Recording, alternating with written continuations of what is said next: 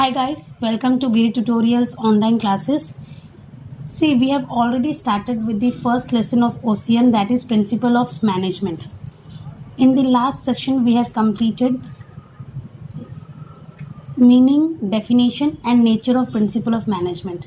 See, yet you have not seen, just go through it so that you will come to know that the concept of Principle of Management. Today we are going to study theories of management, 14 principles of Henry Fayol of management and significance of principle of management. As soon as this session will get completed, you will get aware of different theories of management, 14 principles of management and significance of principle of management. Now we are going to start with theories of management. Management theories are the set of general rules that guide the manager to manage an organization. See, management theories are the set of general rules. Management theory set of general rules है which guide the manager to manage an organization. जो manager को help करता है to manage an organization. It is set of rules, regulation, it guides. जिससे manager को help मिलती है, idea मिलती है एक कंपनी को रन करने के लिए. Theories are an explanation to assist employees to effectively relate to business goal and implement effective means to achieve the same. See, theories are an explanation. It is a kind of explanation which help employees to effectively relate to business goal. See, when you will study the theories of management, you will get to know that in a particular situation how you have to react. एक particular situation में आपको कैसे react करना है, क्या decision लेना है. तो मैनेजमेंट थियरी गाइडलाइंस है जो एम्प्लॉयज को मैनेजर को असिस्ट करती है in a particular situation to behave in a particular situation to deal with. Various management thinkers have introduced theory which are based on different approaches. Management thinkers such as Frederick Wilson Taylor, Elton, Henry Fayol, etc. अभी बहुत सारे thinkers थे जिन्होंने अपनी अपनी theories बनाई है. Proper guidelines experiment करके उन्होंने theories they come up with different theories, different approaches. So वो थियरीज प्रैक्टिकली भी पॉसिबल है जो हर एक ऑर्गेनाइजेशन अपने हिसाब से उसको मॉडिफाई करके यूज करता है. सी, प्रिंसिपल ऑफ मैनेजमेंट, अभी प्रिंसिपल ऑफ साइंस में एंड प्रिंसिपल ऑफ मैनेजमेंट में बहुत डिफरेंस है. Principle of science it is rigid. अगर आप कोई चेंज करते हो तो things will get change differently, चीजें बदल जाएगी. अगर आप कोई इक्वेशन को अगर आप चेंज करते हो तो वो जो रिएक्शन होगा या तो वो जो आउटपुट होगा वो बहुत डिफरेंट होगा. बट ये सोशल साइंस है. Principle of management is a theory of social science. यहाँ पे जो प्रिंसिपल ऑफ मैनेजमेंट है, थियरीज ऑफ मैनेजमेंट है, it is a part of social science. तो यहाँ पे आप मॉडिफिकेशन कर सकते हो, इसको अपडेट कर सकते हो, मोल्ड कर सकते हो, इसमें थोड़े चेंजेस ला सकते हो as per the situation. They have introduced the theories which are based on different approaches. These theories are applicable in all type of organization with appropriate modification. Every manager can use these theories by adding some innovation technique and strategies. It means these all theories are the basis of modern management theories. See, जैसे मैंने आपको बताया है, there is no hard and fast rule. Management की जो theories हैं, management के जो प्रिंसिपल्स हैं, वो बिल्कुल भी रिजिड नहीं है. सी, 10 years पहले जो थियरी आपने अप्लाई, जो प्रिंसिपल आपने अप्लाई किया होगा, अभी वो प्रिंसिपल अभी अप्लाई नहीं होगा बिकॉज चीजें बदल गई है. 10 years में टेक्नोलॉजी चेंज हुई है तो वो चीजें अप्लाई नहीं होगी. बट वो बेस है, आप उसी को मॉडिफाई करके, आप उसी थियरी को मॉडिफाई करके आप प्रेजेंट मॉडर्न टाइम में भी आप यूज कर सकते हो. Now we are going to start with 14 principles of Henry Fayol. See, before starting that we will let's have a background check of Henry Fayol. Henry Fayol was a French mining engineer who turned a leading industrialist and a successful manager. He started his career as a mining engineer in a French mining company and rose to the position of the chief managing director. See, Henry Fayol एक mining engineer था who turned into a leading industrialist and a successful manager. He started his career as a mining engineer and rose up to become the chief managing director of the company. After conducting many experiments and observation in the organization, Fayol proposed 14 principle of management. See, Henry Fayol ने जो 14 principle of management दिया था, उसको सिर्फ एक thought आया था and उसने वो principles frame कर दिए थे, formulate कर दिए थे, ऐसा नहीं था. वो खुद as an engineer he started his career and end up as a chief managing director of a company. तो उसने अपनी कंपनी में experiments किए, observations किए and 14 principle of management develop किए. Due to his contribution in development of managerial thought, he is called as father of modern management. उसका जो contribution है वो बहुत crucial है. अगर आप 14 principles of management अगर आप study करोगे तो you will get to know that how important it is for today's time. वो कितना important है आज के time पे and it is useful, it is universally applicable. Fayol suggested 14 principles of management. These statements serve as guideline for decision making and management action. See जो 14 principles of management जो फियोल ने suggest किया था वो एज अ गाइडलाइन है for decision making and management action. See when we will start with the 14 principle of management you will get to know that how relevant it is. वो कितना आज के टाइम पे भी कितना रिलेवेंट है and which is used in every organization. Okay, now let's start with 14 principles of management. The first one is principle of division of work. According to Henry Fayol, according to this principle, work should be divided into small parts and it should be allotted to the people as per their capacity, as per their capability. It means जो काम है उसको small parts में divide करना चाहिए and उसको उस person को अलॉट करना चाहिए जो उस काम को कंप्लीट करने के लिए बहुत केपेबल है. So the first principle is principle of division of work. Work should be divided into small parts and it should be allotted as per the persons capacity capability. So because of that it will bring perfection in the work. वो काम में बहुत efficiency लाएगा and perfection लाएगा. Next is principle of authority and responsibility. See Henri Fayol के हिसाब से अगर आप किसी को ऑथोरिटी दे रहे हो तो you should give him complete authority to complete the job. See once you have given the authority you should give him complete authority. See अगर आपने किसी को काम अलॉट किया है and every time you are going and interfering तो वो काम उतने अच्छे से नहीं कंप्लीट होगा. वो पर्सन अपनी क्रिएटिविटी यूज नहीं कर पाएगा. तो जब भी आप किसी को काम दे रहे हो, काम अलॉट कर रहे हो तो you should give him complete authority. So जब आप उसको ऑथोरिटी दे रहे हो तो ये उसकी रिस्पॉन्सिबिलिटी बनती है वो काम को टाइम पे कंप्लीट करने के लिए. सो जो सेकंड प्रिंसिपल है principle of authority and responsibility, it means if you are giving authority you should give complete authority. अगर आप किसी को भी ऑथोरिटी दे रहे हो काम करने के लिए तो आपको उसको कंप्लीट ऑथोरिटी देना है एंड वो उसकी रिस्पॉन्सिबिलिटी बन जाएगी. And once the work is not completed you can hold the person responsible for the incomplete job. वो पर्सन ही रिस्पॉन्सिबल होगा उस इनकम्प्लीट जॉब का. Third principle is principle of discipline. ये बहुत ऑब्वियस है. Discipline is very important in all the organization. Discipline एक key factor होता है हर एक ऑर्गेनाइजेशन में. जब भी अगर आपके ऑर्गेनाइजेशन में डिसिप्लिन है तो आपकी कंपनी बहुत सक्सेसफुल होगी. तो discipline is also known as key for success. तो आप कोई भी कंपनी हो top to bottom everyone should be in discipline. जो भी एम्प्लॉयज है, मैनेजर्स है, कंपनी के रूल्स एंड रेगुलेशन उनको फॉलो करना चाहिए. उनको पूरी डिसिप्लिन मेंटेन करनी चाहिए. जब कंपनी में डिसिप्लिन होगा तो कंपनी सक्सेसफुल जरूर होगा.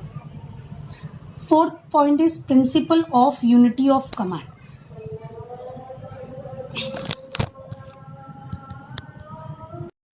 So now the fourth point is principle of unity of command.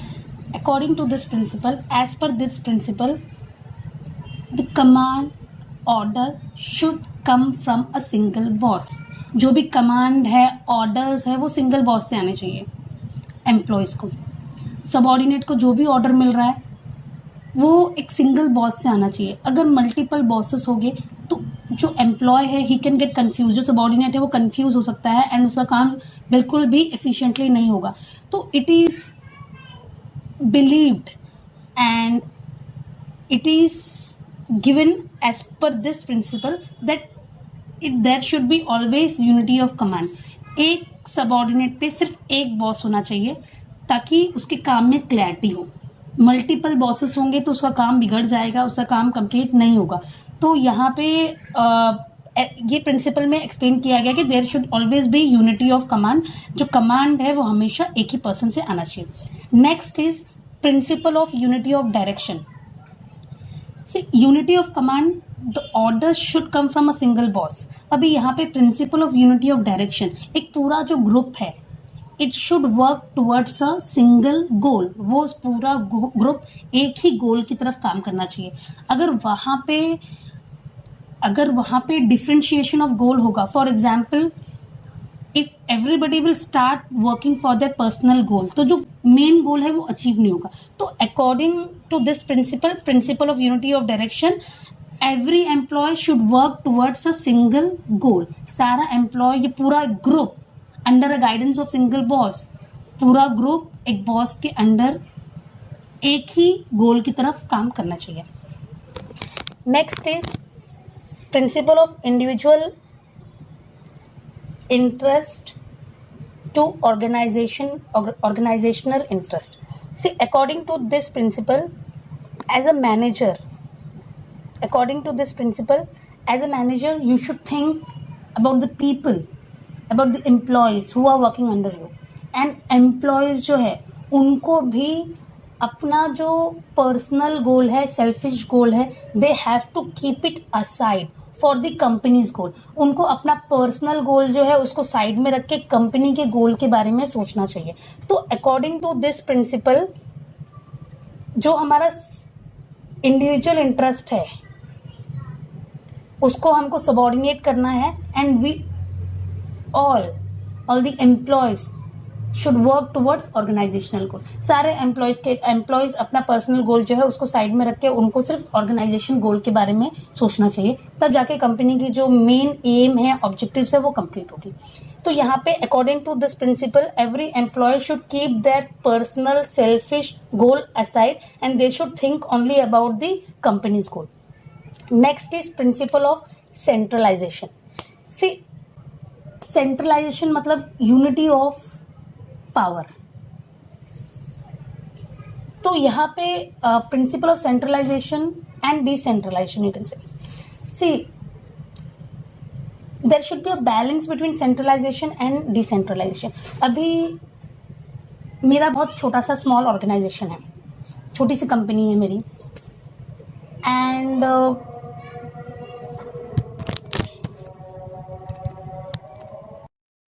से अगर मेरा बहुत छोटा सा बिजनेस है, कंपनी है, तो इफ आई फॉलो सेंट्रलाइजेशन, हर डिसीजन मैं खुद लूंगी तो इट इज फाइन।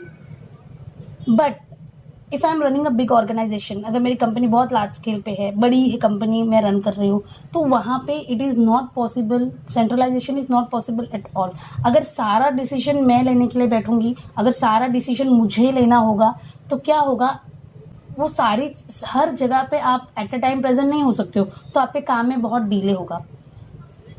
तो वहां पे आपको चीजों को थोड़ा डिसेंट्रलाइज करना, आपको वहां पे जो आपकी ऑथोरिटी है, जो पावर है, उसको आपको डिसेंट्रलाइज करना पड़ेगा। बट सी, कंप्लीटली आप हर चीज को भी डिसेंट्रलाइज नहीं कर सकते हो, बिकॉज अगर आप हर चीज को, अगर आप सारी ऑथोरिटीज अगर आपने डिसेंट्रलाइज कर दी तो भी आपकी कंपनी में प्रॉब्लम होगा, बिकॉज फिर आपके पास कोई ऑथोरिटी नहीं रहेगी। तो वहां पे ऐसे अकॉर्डिंग टू दिस प्रिंसिपल ऐसे बोला गया है कि you have to maintain a balance between centralization and decentralization. Centralization और डिसेंट्रलाइजेशन के बीच में आपको बैलेंस मेंटेन करना है। Too centralization and too decentralization is not good for any organization. बहुत ज्यादा सेंट्रलाइजेशन भी नहीं करना है, बहुत ज्यादा डिसेंट्रलाइजेशन भी नहीं करना है, you have to maintain a balance. तो जो बैलेंस मेंटेन होगा तो वो हर कंपनी के लिए बहुत अच्छा होता है. Next is principle of remuneration. According to this principle, जो एम्प्लॉयज है, जो वर्कर्स है, you should pay them fairly. अगर आपको चाहिए कि आपकी कंपनी का बहुत अच्छा रिजल्ट आए, आपकी कंपनी बहुत अच्छे से काम करे, तो you have to pay them fairly. अब फेयरली मतलब है आपको उनके काम के हिसाब से, उनकी कैपेसिटी के हिसाब से, उनकी कैपेबिलिटी के हिसाब से, उनकी पोजीशन के हिसाब से, the kind of work they are doing, on basis of that you have to pay them. You have to pay them fair wages, fair salary. तो यहाँ पे हेनरी फेयर का मानना है कि जब एम्प्लॉयज को आप फेयर सैलरी दोगे, फेयर वेजेस दोगे, तो आपकी कंपनी का काम बहुत अच्छे से होगा. Next is principle of scalar chain. See, in every company there is a communication chain, you can say. एक स्केलर चेन होता है, scalar communication, you can say communication cycle होता है. From top to bottom, all the important information is pass from top to bottom and from bottom to top. तो ये हर company में, हर organisation में ये यूज होता है. एंड से बहुत बार ऐसा होता है कि कोई इन्फॉर्मेशन जो है वो आपको बहुत क्विकली पास ऑन करनी है, तो in that case you can use gang plan. अब गैंग प्लान में क्या होता है कि इन्फॉर्मेशन जो है वो बहुत क्विकली पास होती है, and that too you have to do under the observation, under the guidance of a superior. वो भी अगर आप गैंग प्लान यूज कर रहे हो, तो वो इन दैट केस आपको एक सुपीरियर के अंडर उसके इंस्ट्रक्शंस के हिसाब से आपको गैंग प्लान यूज करना होगा. Next is principle of order. According to this principle, as per this principle, people, resources, things should be in order. Things should be available at right time, at right place. ये principal के हिसाब से जो भी चीज़ें हैं, resources है, आपका ह्यूमन रिसोर्सेस है, everyone should be in proper order. अगर वो लोग ठीक से ऑर्डर में नहीं होंगे तो आपका काम बिल्कुल भी एफिशिएंटली कंप्लीट नहीं होगा.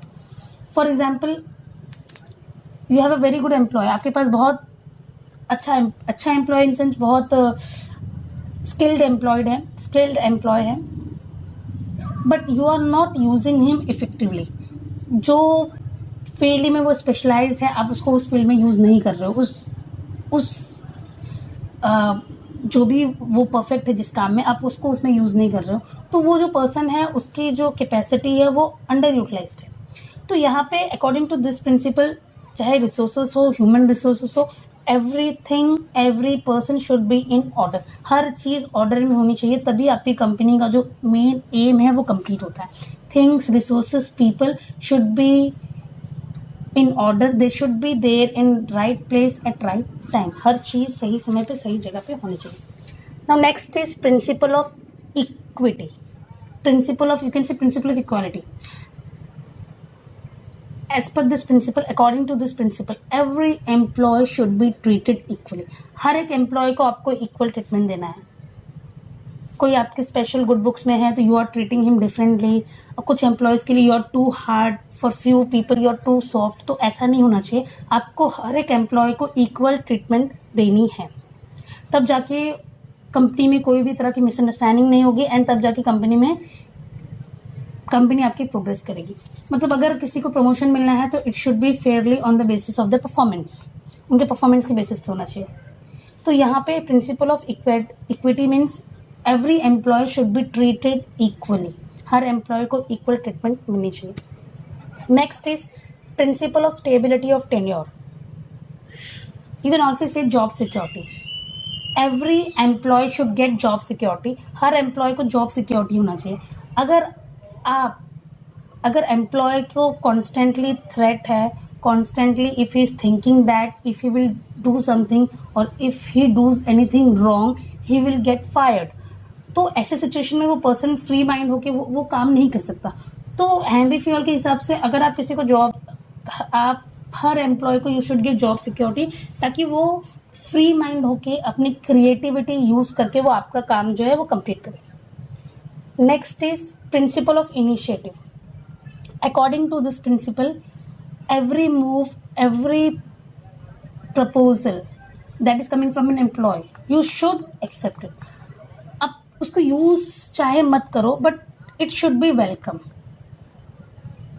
अगर आपके जो सबॉर्डिनेट्स है अगर वो बहुत क्रिएटिव है, if they are coming up with some new idea, तो आपको उसको बिल्कुल भी डिग्रेड नहीं करना है। आपको ऐसे बिल्कुल भी नहीं लगना चाहिए कि ये आइडिया इसके मन में कहाँ से आ गया, इसके दिमाग में कहाँ से आ गया, अरे ये क्या करेगा। आपको ये सब चीज़ें बिल्कुल भी नहीं सोचनी है।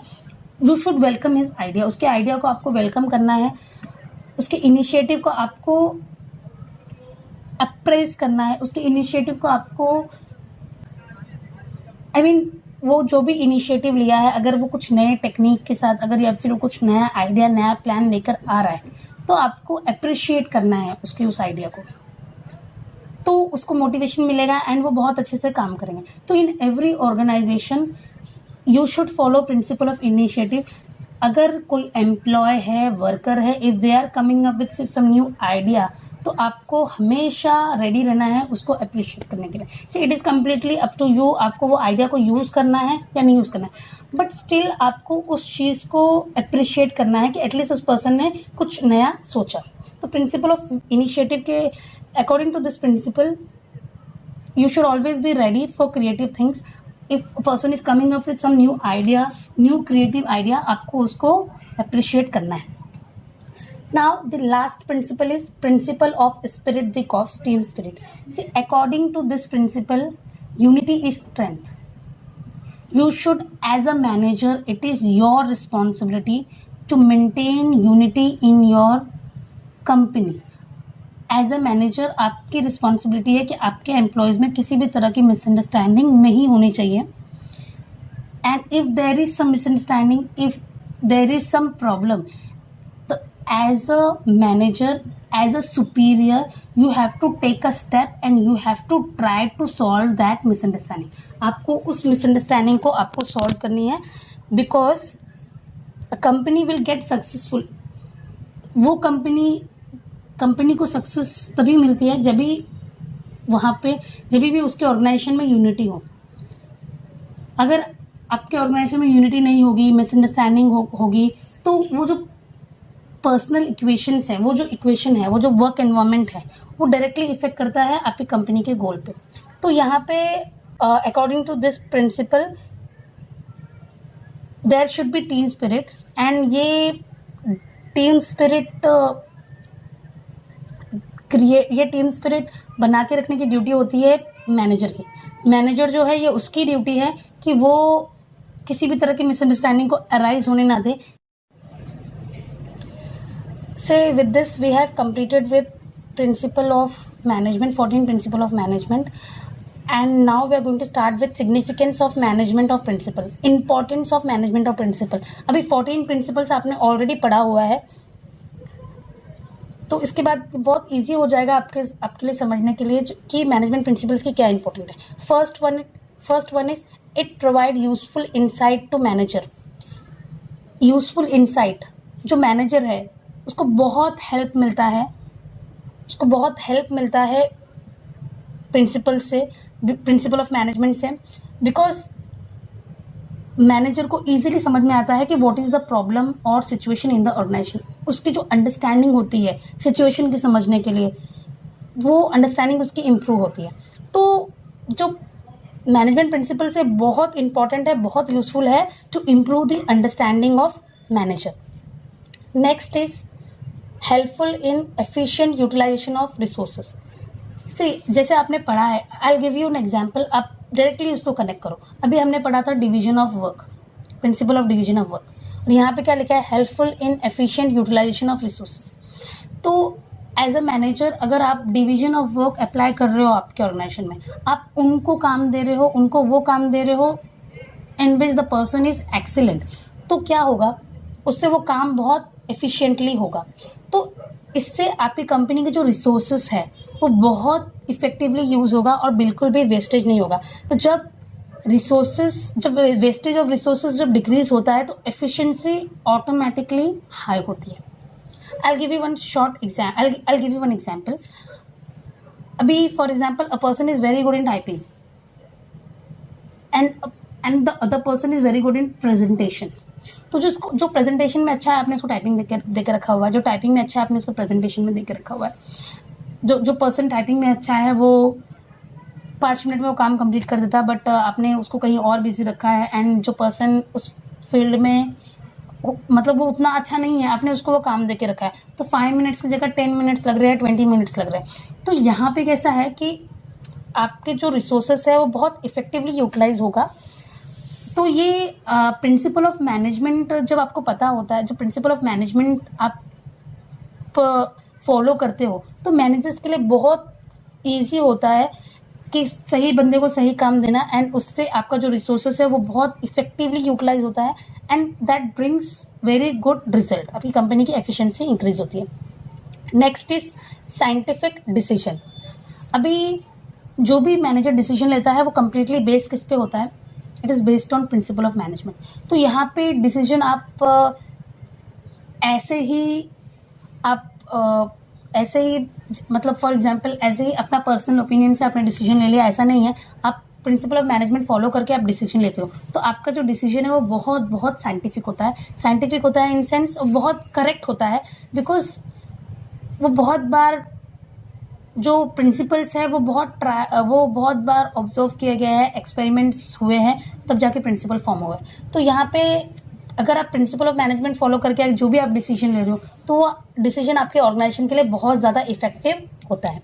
Next is understanding social responsibility. See manager को अपनी सोशल रिस्पॉन्सिबिलिटी भी समझ में आती है। सी प्रिंसिपल ऑफ मैनेजमेंट का सिर्फ आपकी कंपनी की एफिशिएंसी ही नहीं बढ़ाता है, आपको आपके पर्सनल सोशल रिस्पॉन्सिबिलिटी भी आपको रिमाइंड करवाता है। अब फॉर एग्जांपल एक प्रिंसिपल आपने भी पढ़ा, प्रिंसिपल ऑफ रेम्यूनरेशन। तो प्रिंसिपल ऑफ रेम्यूनरेशन के हिसाब से आपको हर एक एम्प्लॉय को फेयर पे करना है, तो ये आपकी रिस्पॉन्सिबिलिटी भी बनती है, ये बिजनेस ऑर्गेनाइजेशन की रिस्पॉन्सिबिलिटी है कि जो एम्प्लॉयज है उनको फेयर पे करे। तो यहाँ पे principle of management also help in understanding social responsibility. Next is encourage research and development. See principle of management का डायनेमिक, ये हमने पहले भी पढ़ा है, वो डायनेमिक होता है। It can be it changes according to changing situation, वो हमेशा सिचुएशंस के साथ बदलता है। तो जब नया जो ट्रेंड है आपको अगर उसको फॉलो करना है, तो अगर आपको जानना है कि what is going on in the market, then you have to do research work. आपको रिसर्च करना पड़ेगा एंड अकॉर्डिंगली आपको डेवलप करना पड़ेगा आपका प्लान। तो principle of management also help, it also encourage research and development. Next is help to coordinate and control. Principle of management company में coordination भी लेकर आता है and control भी लेकर आता है। For example, principle of unity, spirit the corps से आपने पढ़ा है कि unity is strength। वो मैनेजर की रिस्पॉन्सिबिलिटी है कि सारे डिपार्टमेंट में वो एज ए मैनेजर वो मिसअंडरस्टैंडिंग क्रिएट ना होने दें। तो यहाँ पे अभी फॉर एग्जाम्पल अगर जो प्रोडक्शन डिपार्टमेंट है, अगर उनको फाइनेंस की जरूरत है and finance department is not supporting them, finance department production department को बिल्कुल भी सपोर्ट नहीं कर रही और उनका जो प्रोडक्शन है वो रुक गया है, उनका प्रोडक्शन बहुत कम हो रहा है। तो जब प्रोडक्शन कंप्लीट नहीं होगा तो सेल्स पे भी उसका इफेक्ट पड़ेगा। तो यहाँ पे प्रिंसिपल ऑफ मैनेजमेंट हेल्प करता है। Principle of management it makes understand that you have to bring coordination and control in the organization। आपको कंपनी में कोऑर्डिनेशन लेकर आना है। आप जब एक दूसरे को सपोर्ट करोगे, आप अपने इंटरेस्ट को बाजू में रख के ऑर्गेनाइजेशन के इंटरेस्ट के बारे में आपको सोचना है। आपको हमेशा कोऑर्डिनेशन रखना है, आपको हमेशा टीम स्पिरिट डेवलप करके रखना है। तो यहाँ पे principle of management also help to coordinate and control in the company. Next is develop objective approach. Principle of management also help to develop objective approach. Objective approach मतलब क्या होता है? Objective approach means it develop understanding. Principle of management के help से जो manager है उसकी understanding improve होती है। He can objectify, he can identify. उसकी जो आइडेंटिफाई करने की कैपेसिटी होती है वो बढ़ जाती है। उसका जो आइडेंटिफिकेशन उसका अच्छा हो जाता है। तो जब वो इजीली आइडेंटिफाई कर सकेगा कि what is the exact problem, then easily he can come up with different solution. So according to this management principles also help to develop objective approach. That means it helps to improve identification. It helps to identify easily. Manager can easily identify that what is the exact problem, and then he can come up with some solution. अगर उसको समझेगा ही नहीं कि problem क्या है तो वो solution पे कैसे आएगा. तो यहाँ पे with the help of principal of management जो मैनेजर है उसकी आइडेंटिफिकेशन, उसका जो ऑब्जेक्टिव अप्रोच है वो बहुत इम्प्रूव होता है. तो उससे बहुत ईजी हो जाता है उसके लिए एक पर्टिकुलर सिचुएशन को समझना एंड अकॉर्डिंगली डील करना. So with this, I have completed 2 topics: principle of management and significance of management. I hope you guys have understood the concept.